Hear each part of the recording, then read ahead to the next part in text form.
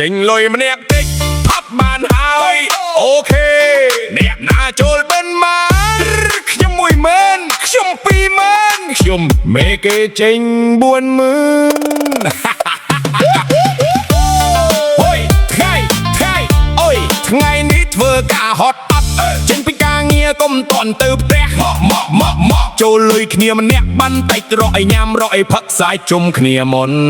ចេញពីធ្វើការម៉ោងសាលងៀតជួបគ្នាម្នាក់ថាយប់នេះយើងទៅណាម្នាក់ទៀតថាខ្ញុំមានតែបន្តិចអត់អីទេបងចូលទៅជប់គ្នាម្នាក់10000អ្នក20000អ្នកខ្លះថាខ្ញុំអត់មានយើងថាអង្គុយសិនប្រមូលគ្នាបន្តិចបានមួយតុបធំមានហូបមានមិត្តភក្តិអារម្មណ៍ក៏ឡើង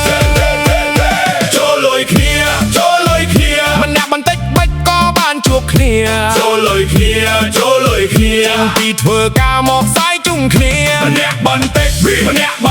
កុំឲ្យម្នាក់ណាចេញលុយម្នាក់ឯងមានតិចមានច្រើនក៏មកជុំគ្នាសំខាន់មិត្តភាពសប្បាយទាំងអស់គ្នាអ្នកបំប្រាក់ខែម្នាក់នៅជុំខែម្នាក់ថាថ្ងៃនេះកាបូបខ្ញុំស្គមហើយអត់បញ្ហាទេបងអើយកុំខ្មាស់ចូលតែតិចទៅតាមសមត្ថភាពម្នាក់ចេញសាច់ម្នាក់ចេញម្ហូបម្នាក់ទៀតថាខ្ញុំចេញទឹកក៏ចុងក្រោយអង្គុយជុំគ្នាពេញក៏សាយចាហូតភ្លេចថាថ្ងៃនេះធ្វើការអត់ចូលលុយគ្នាម្នាក់បន្តិចបិទក៏បានជួបគ្នាចូលលុយគ្នាចេញពីធ្វើការមកសាយជុំគ្នាម្នាក់បន្តិចប្រមូលបានហើយអង្គុយជុំគ្នាថ្ងៃនេះសប្បាយស្អែកចូលធ្វើការ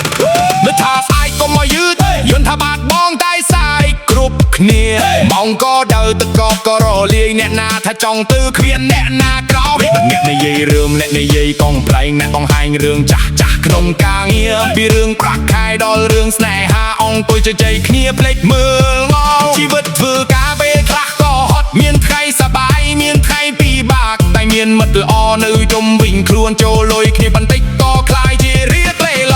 មិនចាំបាច់មានលុយច្រើនមិនចាំបាច់ទៅធំឬហាងថ្លៃមានមិត្តមានហូបមានសំណែក៏គ្រប់គ្រាន់ហើយសម្រាប់យប់នេះចូលលុយគ្នាម្នាក់បន្តិចបេះក៏បានជួបគ្នាចូលលុយគ្នាចេញពីធ្វើការមកសាយជុំគ្នាម្នាក់បន្តិចមានតិចមានចានក៏មកជុំគ្នាប្រាក់លំសើចឲ្យបានច្រើនសាច់មានការងារឬកោតទៅធ្វើអូខេ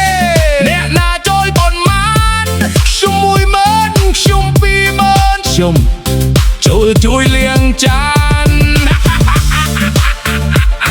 អត់អីទេសំខាន់យើងជាមិត្តចូលលុយគ្នាម្នាក់បន្តិច